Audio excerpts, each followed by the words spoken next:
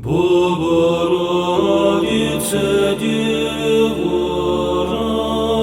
радуйся, благодатная Мария, Господь с тобою, благословенна ты в женах, и благословен плод чрева твоего.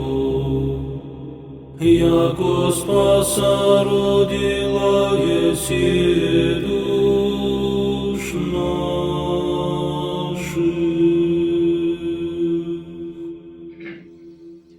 Un saludo y bienvenidos al canal de la Iglesia Ortodoxa en Galicia. Si habéis visto las noticias en estas fechas navideñas o leído algún artículo en algún medio de comunicación o en internet, habréis podido observar que la Iglesia Ortodoxa celebra la Navidad el 6 de enero.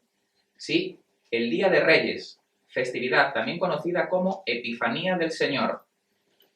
Os estaréis preguntando cómo puede ser esto posible, quién tiene razón. Bueno, para entenderlo, primero tenemos que conocer que el calendario normal, el que conocemos y usamos, no es el único calendario que existe.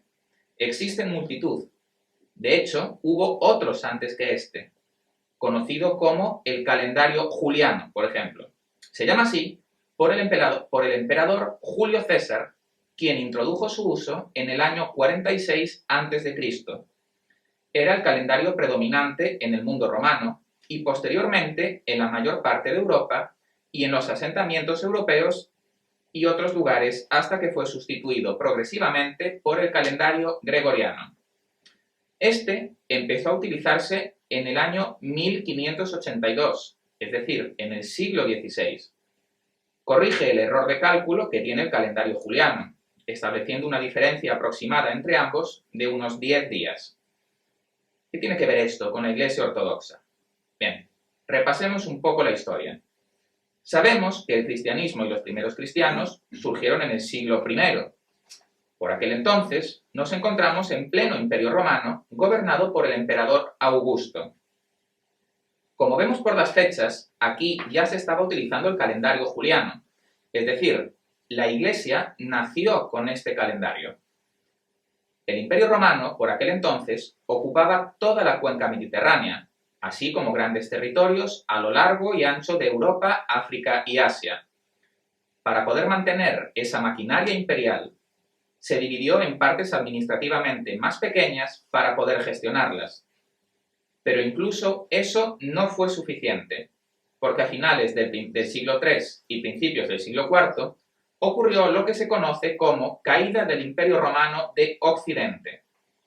Esto se caracterizó por la pérdida de autoridad del Imperio Romano de ejercer su autoridad.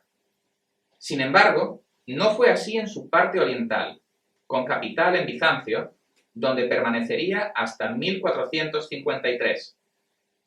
Como vemos, durante todo este tiempo se utilizaba el llamado calendario juliano.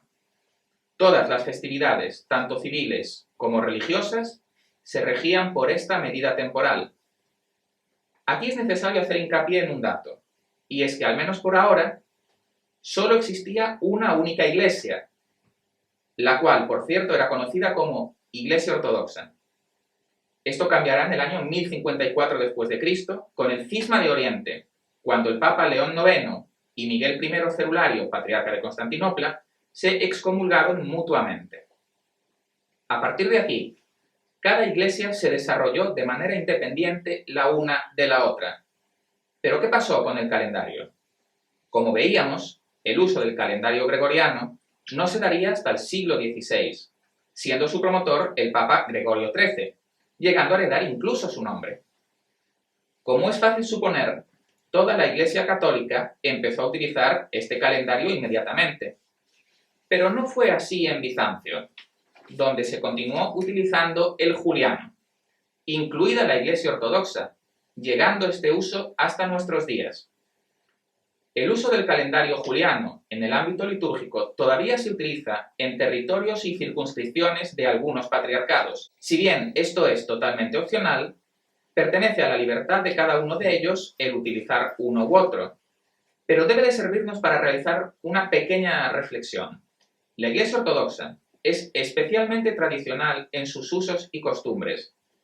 En su liturgia, festividades, oración, puede verse la tradición de los primeros siglos del cristianismo, sin ningún cambio. El uso del calendario juliano corresponde, en gran medida, a querer preservar las tradiciones de cómo se vivía el cristianismo en sus primeros años. Para la Iglesia Ortodoxa, la tradición forma una parte importante en la vida cristiana. Es a través de esta que se han podido conservar las costumbres propias cristianas en muchos ámbitos: litúrgico, acción, contemplación, etc.